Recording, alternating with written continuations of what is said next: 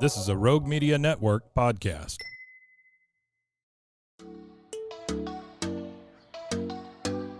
Welcome to Purpose Driven Sobriety.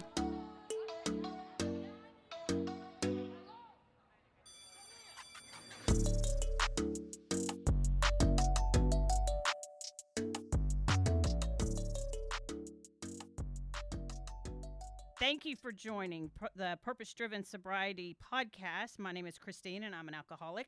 I want, I want to thank Diane Putnam with Prim and Wim Designs for sponsoring this episode. Deanna has been a dear friend of mine for going on 34 years, and she runs a neat little business where she if you can plan it, she can decorate it. So check out Prim and Wim Designs. Deanna, thank you so much. I love you.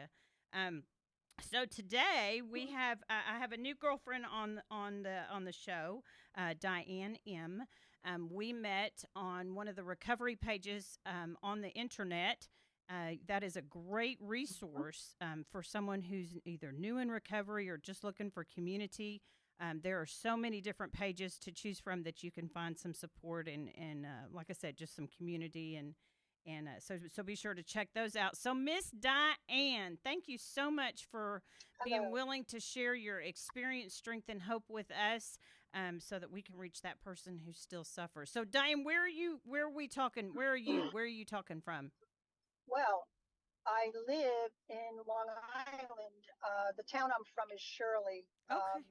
Initially, way back when I was born in Brooklyn, New York. So I'm from a city called Bay Ridge. I don't know. You're in Texas, so I don't know what you know about New York, but I lived right by the Verrazano Bridge, which is it's a pretty famous bridge. You've heard of Staten Island, I hope, right? Yes. For sure. So that bridge connects Brooklyn to Staten Island. So I'm Awesome. from over in that spot. But Very cool. then when I got married the first time, I moved out to Long Island, Okay. and it's beautiful in Long Island. It's really pretty out here. Oh, I bet. Yeah, I bet. Yeah, I've only visited New York a couple of times, and it's been the air quote typical New York trip. Times Oh no, Square, and yeah, you got to come out. Yeah. yeah. Not I haven't traveled too much out of the touristy places, but thank you for being here on the show. We just share what it was like, what happened, and what we're like now. So yeah, girl, Yes. tell me all the things. Tell me about you. All right. So I just this past Sunday on the 23rd, July 23rd, I just hit my 18th year of Oh, sobriety. congratulations. So yeah, it's been a journey, big journey. Never ever thought I would be able to say those words, but here I am, and it is a pretty it's a little raw of a story. I don't know. I'm gonna try to condense it, but I'm gonna start from the beginning. When I was a real young little girl, my life was always happy. I had parents that were great. No alcohol in my family. There was one uncle who drank a lot, but he he really was harmless. I don't know if he was truly an alcoholic. So there was no alcoholism in my family. Um, but at a very early age, I was molested when I was a young girl, and that changed at like my bright world went to dark almost in an instant. Mm-hmm. So I lost a lot of faith in especially in my mom. Because I went to her and I explained what happened, and for whatever reason, I guess it was frowned upon. It made me feel like she didn't believe me, so she really didn't take any action on that. So Mm. I was, from that day forward, just felt like I didn't have a hero or someone to protect me. So then moving forward into my teen years, I was always I was always a wildcat. I was always out there playing with the boys, slap ball or football. I was a tomboy. Mm-hmm. And then when I reached adolescence and grew up a little bit more, then the drinking began. And it was always just quote unquote party drinking, going out to the bars, having a great time with my friends, and, regular stuff that everybody gets to do when they're young. But one specific thing about me is whenever I drank, I never stopped. Mm. I was always the last one at the bar. always the last one looking for another hit. And so that's how teenage years, into like my late years and teenage years, So now, were Diane, always. were you an only child? No, no, no. I have a brother, younger brother, and an older sister, Okay, and another sister, or a cousin who ended up living with us, but I consider her my sister. So, gotcha. it was a very tight, close knit family. We're from an Italian background. Everybody knows everything about everything. Sure. Nothing is sacred in an Italian household. Mm-hmm. But so now, fast forward, I'm in my late teens, very early 20s, and I'm still partying, but I'm responsible. I'm going to work, doing what I have to do. But eventually, I met my first husband, and I married him. Whether it was the right thing to do or not, I don't know. But I came from a very strict household, and I think I really just wanted to get away from my family, from Mm-hmm. my parents, because it was such a tight rein on me. And so I married him, and we lived in from Brooklyn, we moved to Staten Island, and we lived in an apartment, and I became pregnant right away. So that kind of put a hold on the alcohol. And moving forward, with that husband, I had four kids total. And every time I got pregnant, I nursed the babies and I stopped. I was completely stopped drinking. So alcoholism is a very sneaky, insidious disease. Mm-hmm. You, it really does creep up on you. But I thank God had that little stretch of time where I was responsible enough to, be pregnant and have the babies. And then once I stopped nursing, all bets were off. On the weekends, we would Right. party. So this went on, for a while. In my early 30s, the relationship with my first husband was not great. There was a lot of mental abuse where he would literally, keep me in the back room for hours and just berate me and scold me. And he was very domineering, and he had to manage everything. I was not really allowed to say very much. He would call me common. It was just not an equal relationship. When I went to him finally after about 17 years, and I was a really good wife. I when I talk about myself, I say the good stuff and I say the bad stuff. Sure. But anyway, with him, I went to him and I said, something's missing. I don't know if we got married too soon or if we were disconnecting. Can we please go to marriage counseling? And he just looked at me and said, I'm not crazy. Depression runs in your family. I don't need it. So that kind of slammed the door in my face. It basically said to me, you're all alone in this one. So I just shut down from him, and then it was just a chore to be married. It was Mm. just, all right, get up, do this, do that. I absolutely adored my children. I loved being a mother, and I did everything for them. But with that, and I'm not trying to imply that he made me an alcoholic. He didn't. I'm the alcoholic, but it was kind of the catalyst that was in the back of my head. So like you got a couple of double negatives going, from the early childhood. Now you got this relationship. It's not working. It's really not ever going to work. You might as well drink when you put the kids to bed. Right. So this is what I did. Okay, bath time. The dishes were done. Everything was ready for the next school day. Go to bed, kids. Good night. And I would go in the back room and drink my head off. I didn't see anything wrong with it because that was my time. Right. Um, but it does creep up on you, and it gets you like a son of a bitch. But Mm-hmm. that went on. The relationship just started getting shattered. I became unfaithful to him, and vice versa. I don't know his specifics. We never really ironed it out, but we did have this neighbor that moved in next door, and she was a very huge part of our issues, because she came into the marriage somehow, and that's a whole other podcast. But anyway, that that enhanced the drinking because there was jealousy in my mind, and you know, uh, just it was a very bad time for me with him. So I just went off to the races, drinking and drinking, and I remember that my nobody really saw a problem with it because I was still functioning, and that's the tricky thing. I was still functioning, getting up, but I was a functioning alcoholic, but still not admitting that I had the problem. Mm-hmm. So when all this other stuff happened, simultaneously, I was considering going to nursing school, but I figured let me get a job in a hospital to see, be a nurse's aide and see if I can really handle it being around sick people. And I Mm-hmm. did. That's where I met my next. He became someone that I ended up living with because I left the home. Jimmy, I met Jimmy in the hospital, and we both drank like animals. It was a tumultuous, toxic. Once the alcohol really took hold, there was nothing else I cared about. Right. I would drive drunk. I would drive drunk with my children in the car. I would miss work.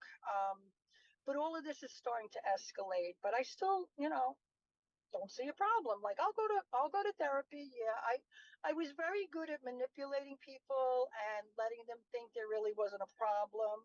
I knew how to hide my alcohol in the garage. I knew how to go to different liquor stores to get my alcohol so Mm-hmm. that they wouldn't think I was going to the same store. Game knows game, and anyone who's an alcoholic knows this. You know how to manipulate. You're a master Right. manipulator because you're always thinking of the next excuse because you're always lying to people Mm-hmm. um, Mm-hmm. and to yourself. So fast forward this tumultuous relationship with Jimmy. I end up with him in Freeport, Long Island, which is a really, really, really tough town. I mean, it's anyone who's from Long Island knows that Freeport is a dangerous place to live. But I lived there. Why not? Mm-hmm. With Jimmy. But numerous times cops were called. He owned the house that we were living in. He inherited from his family. His sister lived around the corner, and whenever there was a problem, he would run to the phone and get his sister over. He was a real coward. Like he was not really able to face anything. But we were drinking partners. That's the whole 6 years that I was with him was primarily drinking buddies. Mm. So very, very, very bad. Up getting my first TV in December 2004. I was driving to a Christmas party. We both worked at the same hospital. He didn't want to go. I wanted to go. I was the party girl. I went.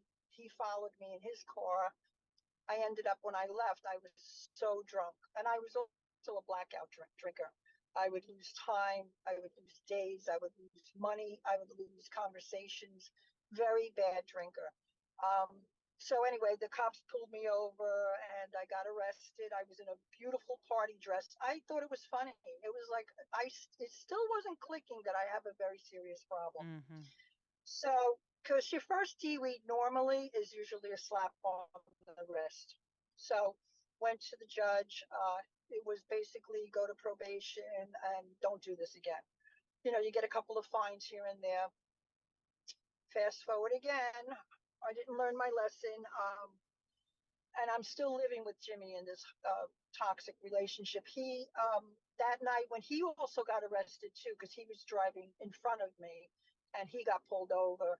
So he was beyond upset with me. And at the police station, he was spitting at me and spitting on me and Mm. yelling, "See you at your CUNT," and from across the room. Wow. Um, and oh, it was an awful relationship. One time he pushed me so bad. We were sleeping in bed. I don't even know what transpired, but he pushed me so hard. I banged my leg into the dresser. And when I woke up the next day, it had to be at least a foot and a half bruise on my thigh. Mm. It was so black and blue. I went to the ER and I lied. I just said to them, I fell. How did that happen? Did anybody hurt you? No. That's the other game I learned how to play. Every time I went to the hospital and there were numerous visits, numerous suicide attempts, numerous I would cut on my wrists. Um, it's just, you get the picture how bad it was. It Right. was pathetic. So then my second DV I was still living with him. I got that in March of 2005. Now Jimmy and I were in a restaurant. We were both very, very drunk. You could just say boo to him and it would set him off. Whatever happened at the table, he stood up, he got my plate of food and dumped it in my lap.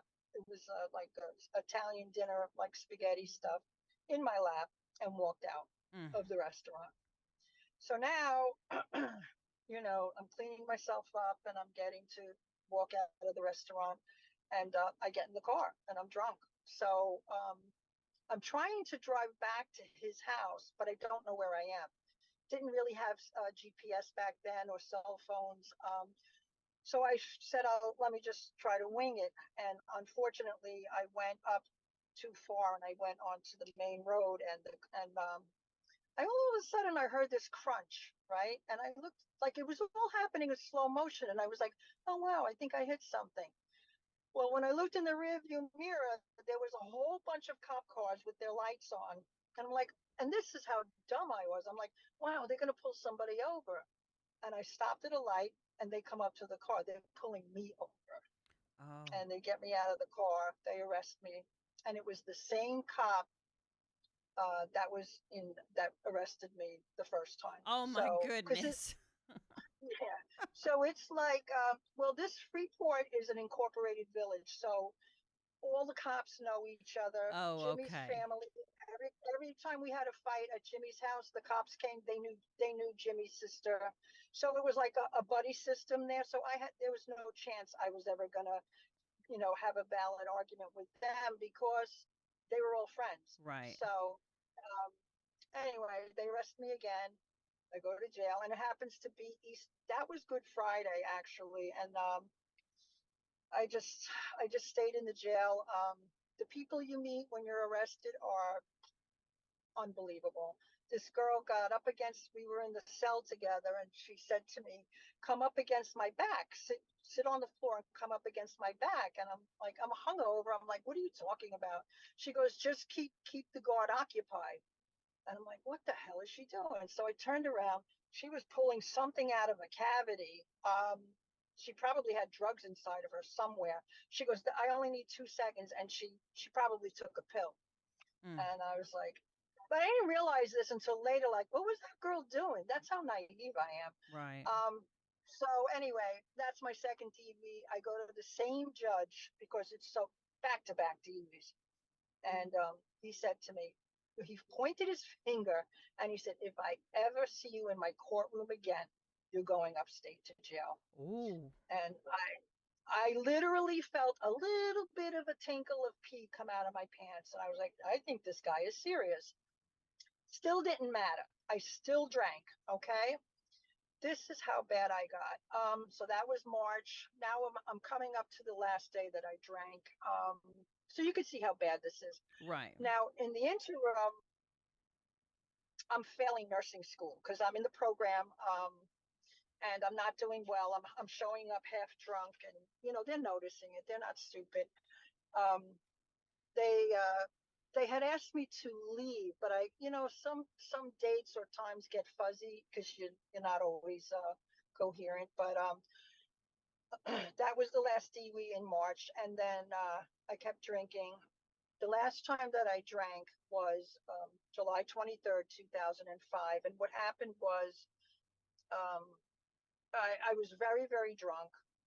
I was always very suicidal too. And because I missed my children, I had screwed up my life so badly, and I lost them. I lost them to this disease, and it only got worse. There was nothing was ever going to make it get better. Right. So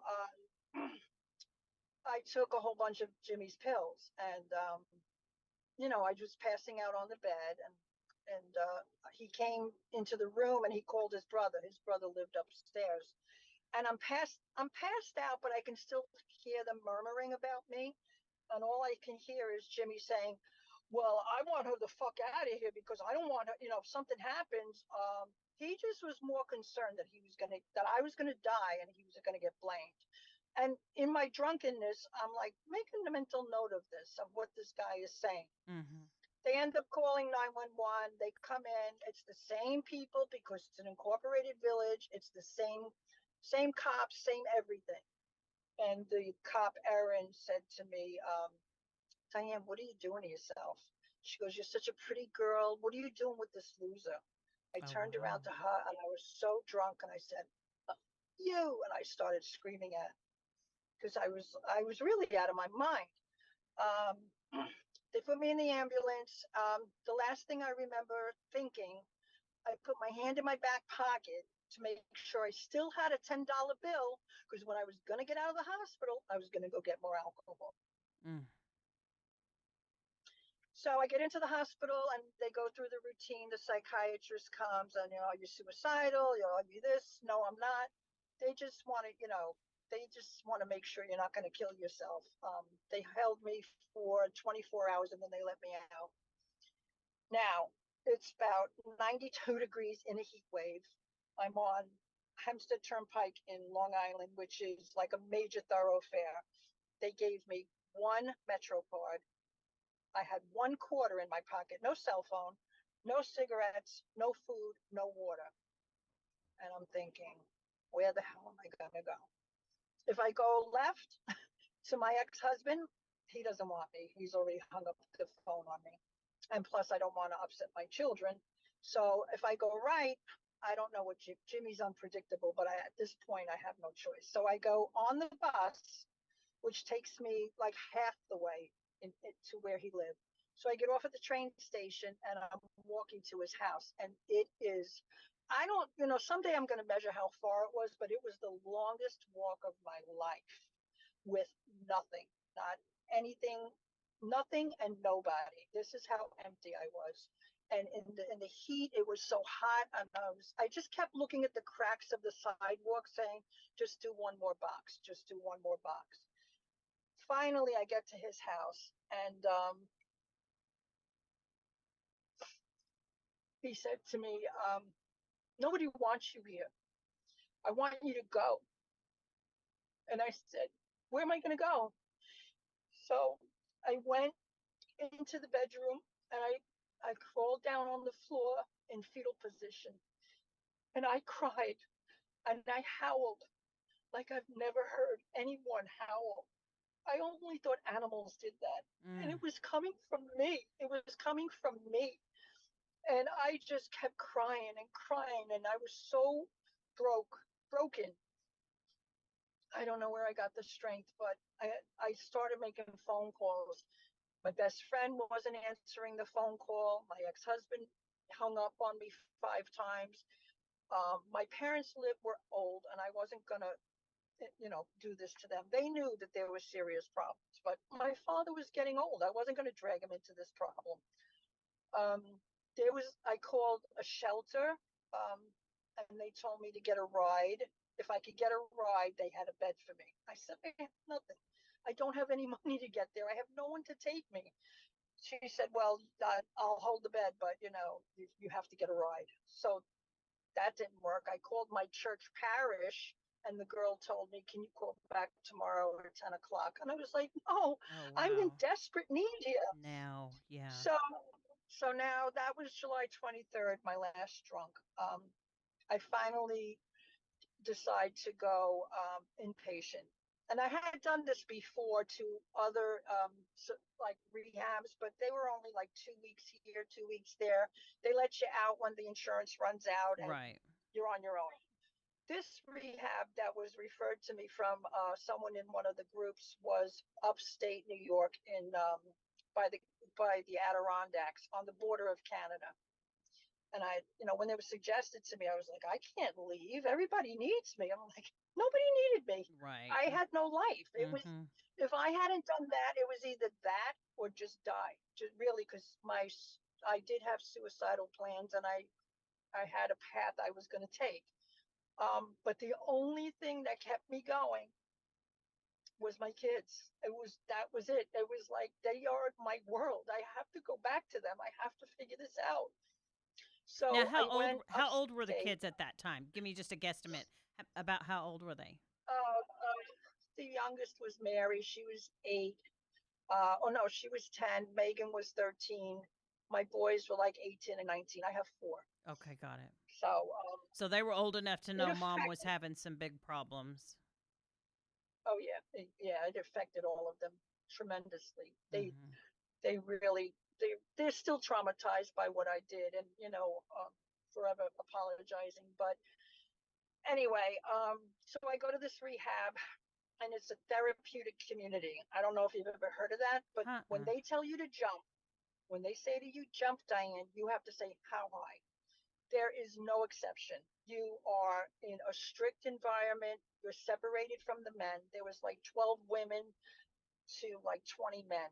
They sent me to the thrift store to get bigger clothing because the therapist told me I was too shapely and I needed bigger clothing. So no one, there was no distractions, Right. no makeup, no anything. I actually had the nerve. This is how sick I still was when I called to make the appointment to go up there. Getting all my paperwork together, my physical or whatever. Um, I, I actually asked them if I should pack a bathing suit. Could you believe this? Oh. So there was a silent pause on the line, and the receptionist was like, Yeah, don't worry "You're about not that. going to be doing any swimming." Yeah, I was like, "Oh, that's not the kind of place I'm going to. I'm not going to Malibu." But so I get up there, and it's really, really hot, and it was the summer of Katrina in Oh yeah. Louisiana. Mm-hmm. There is no TV up there. There is no phone. It is it's Franciscan friars ran it. It was very spiritual. Now, if you weren't Christian or whatever, they still accepted you. Mm-hmm. But I happen to be a Christian, and I follow my faith, as best I can. But so I get up there, and I go on the bus. My son Tommy, what a doll! He dropped me off. That must have been heartbreaking. He dropped me off at the bus stop, and I went by myself all the way from Long Island all the way upstate. So basically up to the border of Canada. The guy on the bus behind me kept tapping me, saying, "You want to get off at the next stop? I have, he had either drugs or Oh alcohol." my He's like, "We'll go, goodness. we'll go party." Then this is the devil really coming after me. So I'm Yes. like, I'm in enough trouble. He goes, "Well, I got to get over the border," and I'm like, "What?" I'm like, "Oh my God!" Then he must have been a convict because he was telling me he's got to make it to the border, and I'm like, "Oh, Jesus, just get me where I have to go." Finally, get to the rehab, and they had just cleared up the dinner, and I hate fish. I can't touch it. I can't smell it. I can't be near it. Guess what they're serving? I'm starving, right? They're serving fish because it's Friday, and Christian people eat fish on Friday. Right. So I wanted to be polite, and I'm like, "No, I'm really full. I just had a big snack on the bus." Meanwhile, I was trying to shove the biscuits in my mouth because I'm starving. So fast forward, they go through all your stuff and they give you all the rules, and it's a therapeutic community where you're going to clean the house, you're going to go to AA meetings, you're going to be in therapy, you're going to be in classes all day, every day, for as long as it takes. Wow. I said, why not? Where else am I going to go? Right. It's actually, if anyone is listening to this story about rehabs and live in the New York area, I highly recommend St. Joseph's Rehab. It's in the Adirondacks. It's in Saranac Lake. It's considered the Cadillac of rehabs, and it truly is because the building faced out over a bluff, like not a bluff, but into the Adirondack Mountains. And Mm-hmm. every night there was mass at 7:30. I Mm. would go every night. And every night I took my little purse with me with my picture of all my kids. It was a clear purse, and everybody that was in there kept saying, "Are those your kids? Are those?" And I would say, "This is what I'm fighting for. This is why I'm here. I'm not here. I wasn't there for me because I had no life. Right. I was coming back to them." So gradually I started getting healthier. The food was impeccable. But they really taught you how, like, it was almost like this, the seven deadly sins, like you can't have sloth, you can't have gluttony and all of that. It was sort of like that modality, Mm-hmm. because if when they sat you down to dinner, you had to stand, and when they finished the prayer, you could sit. You couldn't take the last piece of food, like the last biscuit. you would get a demerit because that was considered gluttony. It really taught you your awareness and how you're behaving. And I was like, wow, this is really like eye opening, you know. So stayed there for 3 months. I left there. Now I left there on bad terms. That's kind of a dumb story. I actually, you're not supposed to fraternize. Like the girls can't, you can't sing, you can't talk to a guy by yourself. Right. You had to have a companion. Um, but he was this one guy in particular, you know, we were starting to make a friendship, which is very bad. You should not be doing that. We weren't doing anything. We were just chit chatting. And when he got discharged, I wrote him a letter saying, you know, he left his address for me to write him. And in the letter, it was very platonic. Good luck to you. It was really a very platonic letter. I put it in the mailbox going out, and they confiscated it and they read it. Mm. You're not supposed to do that. And no matter how hard I screamed, I kept saying, but I wasn't doing, I was just like, I didn't see what was wrong with that. Right. Fact, I understand now why that you shouldn't do that. So they basically kicked me out. And, but I was ready to go. I was 3 months. My family came up to visit me. We did a family session, you know, where they all sit down and tell you how you've hurt them. And, you know, it's like an intervention, like Right. face to face. Sure. So anyway, I stayed there, and my mother wrote a letter and didn't come, but they read it to me, and it was pretty bad. Um, but I had to hear all that stuff, you know, because when you're in the throes of addiction, you really don't think you're hurting other people. You Right. really only think you're hurting yourself. Mm-hmm. So I get home and I go into a sober house for 3 months, and that, you know, that was very challenging. I had still had no money. I had no income. Um, there was a payphone in the hallway where if you had 2 quarters, you could talk forever. I don't know who rigged the phone, but I knew that all I needed was 50 cents to call my kids, and I could talk to all 4 of them. So when I would call, my ex-husband would pick up the phone, and he would say, "Oh, they're sleeping. Oh, they're not here. Oh, this, oh, that." And I, it took me so long just to get those 2 quarters. It sounds ridiculous, but I had no money, and I would actually, I would like go through the sofa in the sober house and see if anybody dropped quarters. They were like diamonds for me, because Mm. if I had 2 quarters, I could reach out to them. Right. But he never really went out of his way to help me talk to them. Maybe he was protecting them. You know, I don't know his version, but I always tried, even from the other rehabs that I was in, I always called and tried to talk to them. And for whatever reason, he never really put them through to me. I would write them letters from the rehab. They said that they never got them. Like years later, they're Mm. telling me.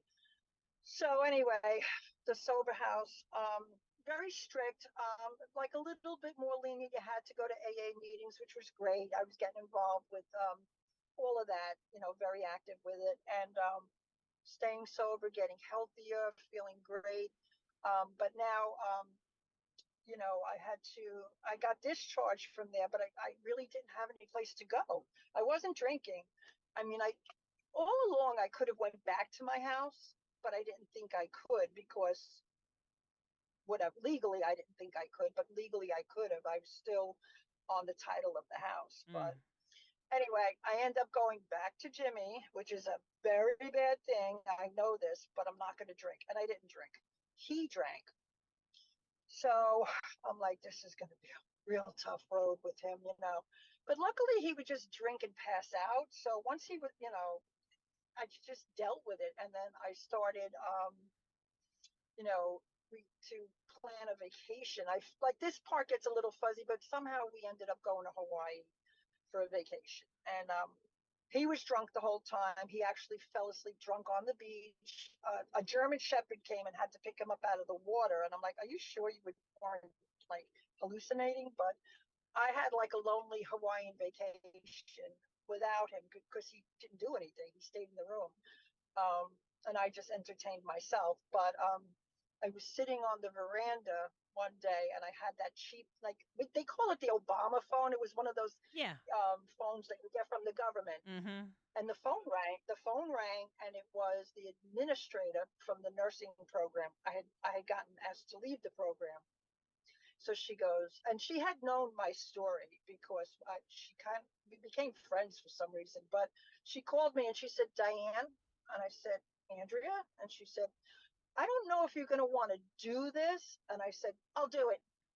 She goes, you don't even know what I'm going to say. I said, oh, okay. What are you going to say? And she goes, well, one of the students dropped out of the program. It was too difficult, and we have one seat left for the nursing program.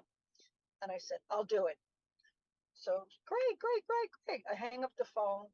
I can't tell Jimmy because he's passed out. Right. Right. I'm like, oh my God, how am I going to do this? I don't have a car because of my DVs. The school is like 45 minutes away from where I was living, and I'm mandated to treatment once a week by the judge who told me if I ever see you again.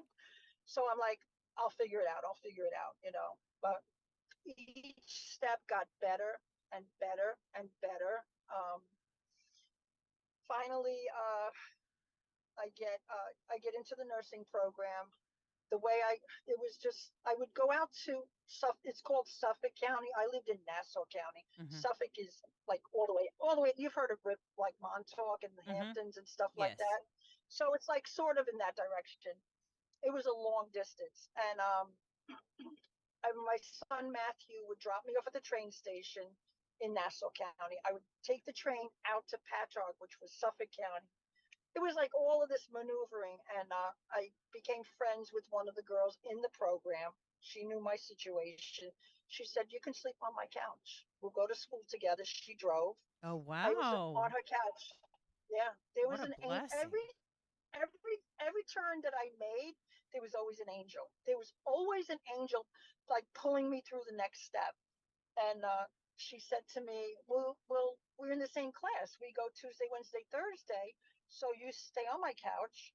I think I gave her money for gas, so I didn't need a car. I had a place to be, and it was like a miracle. And then I would go back into Nassau County to do my probation and do the same thing the following week. And this went on until, like, when you get a DV, it's terrible. You have so many restrictions, and I finally got my car back within a year or so, and I had to have an interlock system put Yeah. onto the car Yeah. in order for me to drive. So I had that, and that comes out of everything came out of your pocket, like it was $75 in cash a week.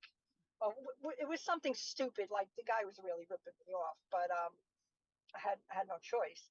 So gradually I started driving again, and eventually you go to probation, they test your urine, this, that, everything is fine, and I never looked back. So fast forward now, I started working. Oh, I became a nurse. I graduated in 2007. I became a registered nurse, not an LPN. So I was up there. I was like, Yeah, you wow, I'm going to were. start making real money. Mm-hmm. Yeah, forget CVS and the grocery store. So it was like a miracle, and my kids all came. Megan didn't come. I don't know why. I'm not really sure. I think she said she had to study, but we never really addressed that. But I think in my children's each different way, they were all disappointed in certain ways. Sure. Um, I graduated, and then I got a job in a psych ward of all places. Oh, It was wow. hysterical. It was bad. It was bad. But I only lasted like 9 months. But when I left there, I got a different job working at doing overnights for a little girl. She had like a chromosomal defect. She's Mm. passed away now, but she was on a trach. It was bad. So I took care of her overnight. And then what happened? Okay. So doing that, then it came up. See, here comes another miracle. I just was like one miracle after another. I opened the mail one day. I'm still living at Jimmy's. And there's a check for $4,500 to me. And I'm like, I'm shaking. I'm like looking around, like, does anybody see this? I called my mom.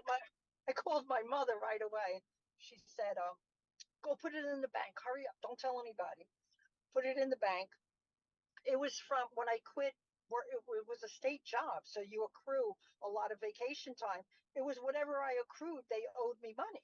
Wow. Never expected a nickel from this place. So now I have a deposit to put down on an apartment. And my daughters are getting excited. They're like, oh, because I wanted to move closer to them, Right. to be with them. Sure. I achieved that. I got my first apartment. It was pretty shitty, but we were together, even temporarily. Then, I just kept moving forward and moving forward one step after. Look back, I'm deathly afraid of always accidentally taking a drink or eating a piece of candy. Sometimes there's candy with alcohol in it or a Mm-hmm. piece of pie. That's my biggest fear because I know for a fact that one drink, I won't stop. I have Right. no doubt in my mind. Even though I have 18 years of sobriety, um, that stuff took me down in like less than 3 years. It literally put me in the Wow. street with no place.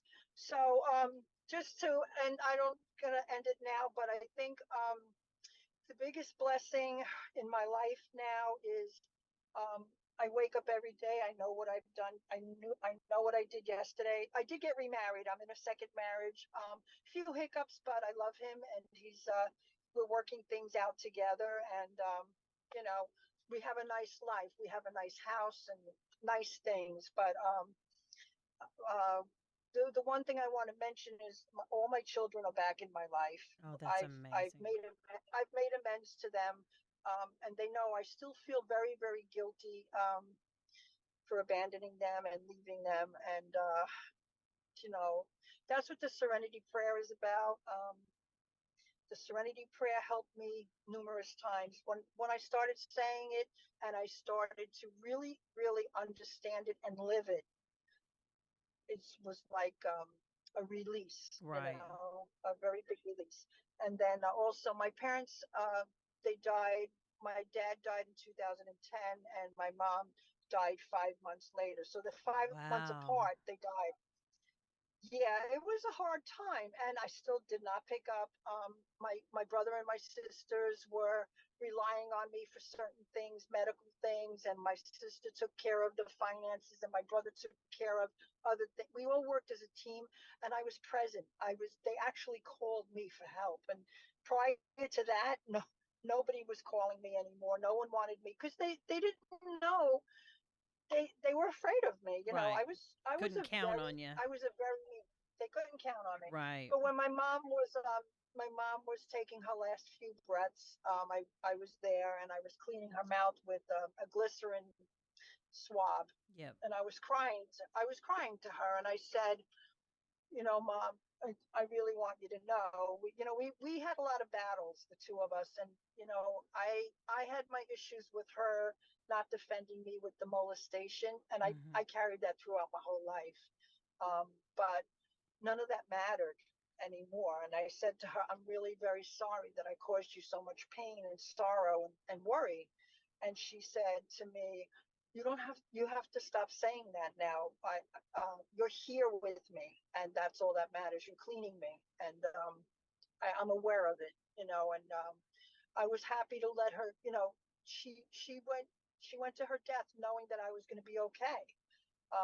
Same thing with my dad. He had Alzheimer's, but I was there up until the moment of his last breath. I was sober. We were all united as a family, and came together. And now when I look around and I see people drinking, or even at parties or whatever, I don't really miss it. I don't miss acting like an idiot and getting in trouble. I wish I could drink like a regular person. You ever see Right. those people? They go in the bar, they have one, They're so two. All right, I'm weird. done.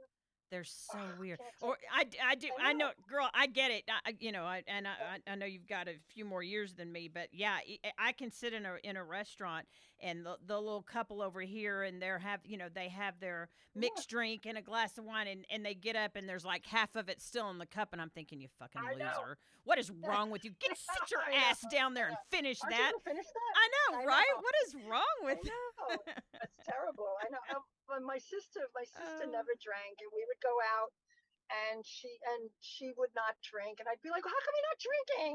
And she'd be like, "I don't like it," and I'm like, "How could you not like this feeling?" right? Um, my daughter, out of all four of my children, Megan, she's my first daughter. She just turned 31, but she doesn't drink at all. At all. Wow. She just doesn't like it. She's never. There's a lot of alcoholism on her father's side, and obviously with me. But so Megan is the designated driver to everybody. Mary is very responsible drinker. She does drink, but not a lot. But they all leave their cars home. Like I never even thought to do that. Like, wow, you guys are so responsible. Um, my sons are married. Matthew has children, and the great thing too is my grandchildren never saw me drunk Oh, praise ever. God. Wow. So that's a good thing. What a So gift. that's my story. What a And gift. I don't know if I left anything out. I might have, but So now God do is you good. still attend meetings and have a sponsor and stuff like that? Yeah, I kind of no, I don't have a sponsor anymore. I did way back. I kind of shifted away. The thing about me, and I find I isolate, um, and I can do things on my own. And which is not a good thing. I don't ask for help. It's a bad thing, and I don't know if that's an alcoholic trait or Mhm. Mhm. I don't know if anyone else can relate to that. But for me, in the beginning of my sobriety, for the first year or two, um, I was a basket case. I was just filled with resentment. It was everybody else's fault that Right. that happened to me. It Sure. was your fault. It was your fault. You weren't there for me. And I think it was a pity party. And no, it wasn't those people. It wasn't my ex-husband. It wasn't my family. It was me who chose to do that. Now, I just know that it's in me. I know, it's in my DNA to be attracted to drinking. Mhm. Um, and in the first year, this is the other thing I want to throw out there. My first year of sobriety, you know how they tell you in the rooms, don't make any major decisions, don't do anything crazy, Right. let the whole The year first pass. year. Well, they mean that. Yeah, the first year, I signed over my house to my ex-husband completely. Um, he told me to. We both had attorneys. We were going through the divorce, and he told me, we don't need your attorney. We could use mine. Fire yours. And I believed him. That's how I believe. Why wouldn't I believe him? He was the father of my children. Mhm. Duh. Come to find out, like a year or two later, when I was starting to get my credit back, and I would keep getting phone calls from the bank, and I'm like, regarding the mortgage, and I'm like, the mortgage, I'm not on any of that paperwork anymore. I signed over the house. Well, P.S. He took me off the title, but not the financial responsibility. Mhm. Responsibility. So it's really imperative. If you get anything out of this talk, don't sign anything without a lawyer. Always, make sure you're making the right decision, because I didn't have the right advice. And Right. I was too trusting. But because when I came back from rehab, I was so guilt ridden over what I did to my family. I was like, I'll give you anything. I just want a Right. house. I want them to live there. I don't want anything because of my actions. I didn't want their future to be jeopardized. So I just initialed everything on this divorce. I didn't read a drop of it. Oh, wow. Nothing. Because he was telling me what was happening, and I believed him. So why, I knew this man for over 21 years, and why wouldn't he be honest with me? But I don't know. Well, But, it's funny. I everyone, before I came to the studio to do this show with you, I was at an AA meeting, and I still girl, I still go to two a week. I don't know how I couldn't, Yeah, Yeah. I don't think anybody in Stay this home. town could deal with me if I didn't. But we were just it was a big book study, and we read a line that going through step 9, and as God's children, we stand up straight when we go make amends and go to make things right. We don't grovel. We don't although what we've done, yes, that's stuff that's going to need to be addressed and dealt with, but we do not have to lay down and Mhm. allow ourselves to be victimized or taken advantage of or railroaded or abused or out of guilt. We Right. don't have to do that, you know. But No, yeah, no, mm, it's true. When I in early recovery, when I was away in the rehab, you had to go to gym every or different curriculum, but every day when I went down into the gym with everybody, I would look up and there was this gigantic banner in front of you on the wall, and it said time I must earn. And I hated that sign. I hated it because I never thought I would get this far. And it was like, why does that sign have to be in front of my face every day? now You, tell you mean me I have to again earn it? what did it say? I think a word or two Oh, cut out. What that sign say? it said time, Time, Uh huh. things, and it stands for things I must earn. In other Oh, words, yeah, you must earn it. And I think over time now, because I'm still sober, now my family, when we talk about it, we don't talk about it like that girl is gone. right. That girl is dead. She's back in the past. She addressed all of her demons up on that hill in the mountains Mm-hmm. in 2005. And I'm not perfect. I still make a ton of mistakes. I have a big mouth. I can't help it. But I think that the fact that I can lay my head down and know that I made an honest living today and I was as good as I could be or try, but I don't. You have to do more. My daughters. We were talking about this the other day. They were like, "Don't." We were talking about heaven, and I said, I don't really know if I'm going to heaven. And they were like, "You're going to heaven," and I said, why do you say that? I don't think I am because I'm not finished here yet. I Mm-hmm. don't do enough.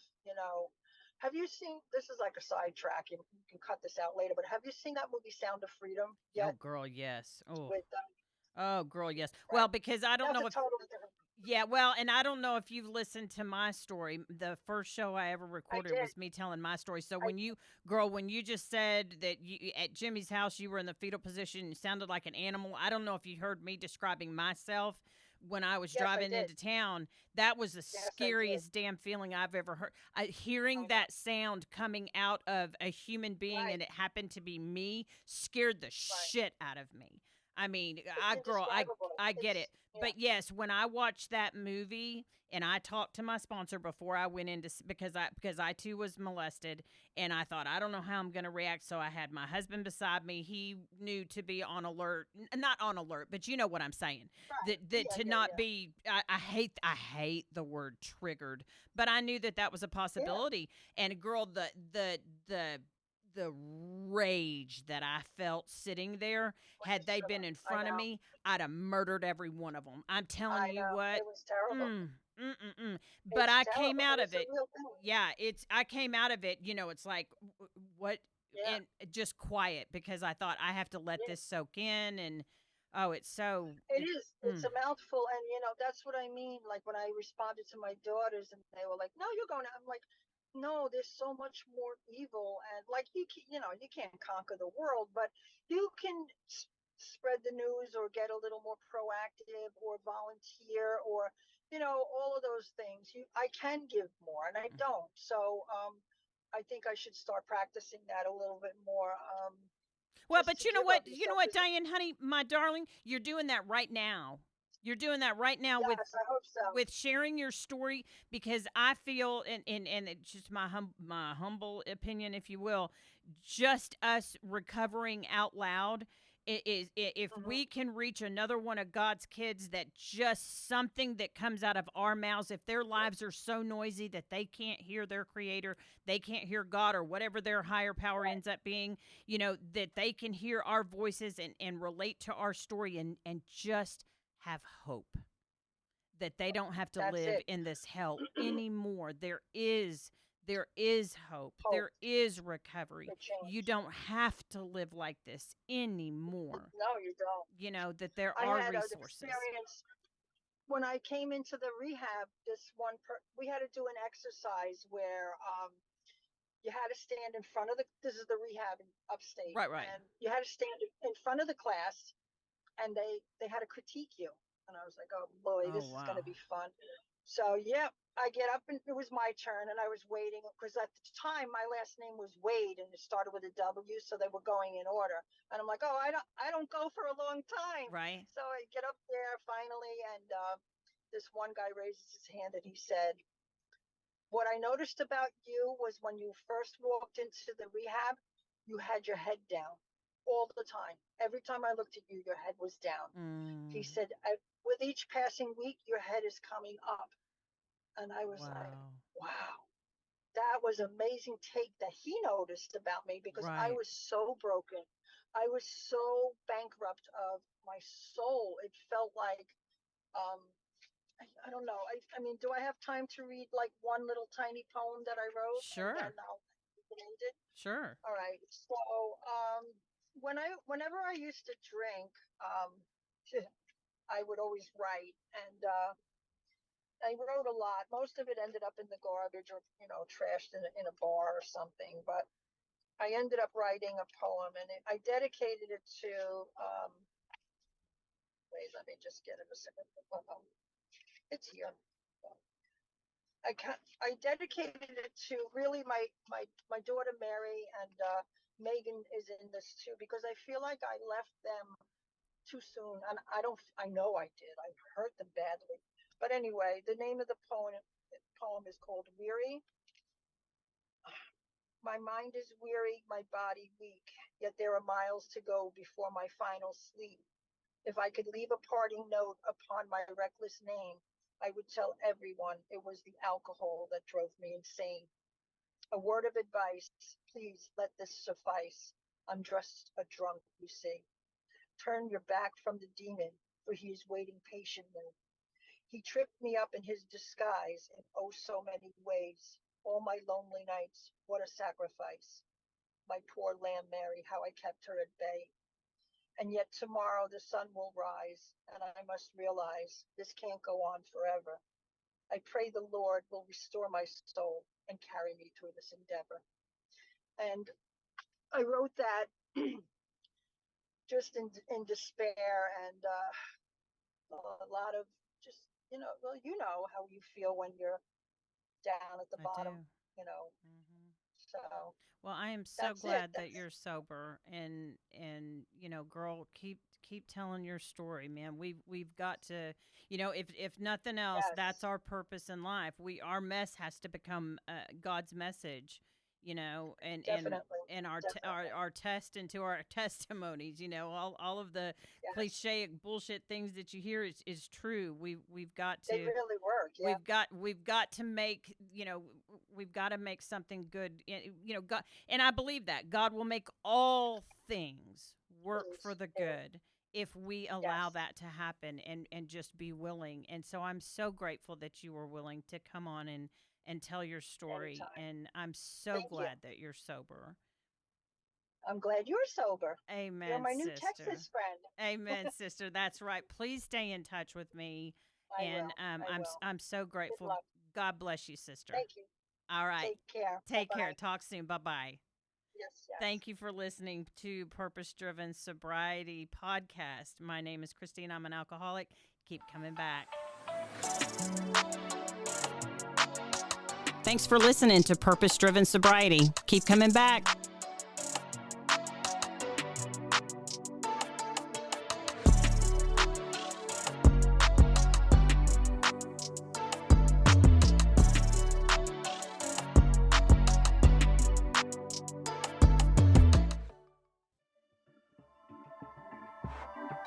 This has been a Rogue Media Network production.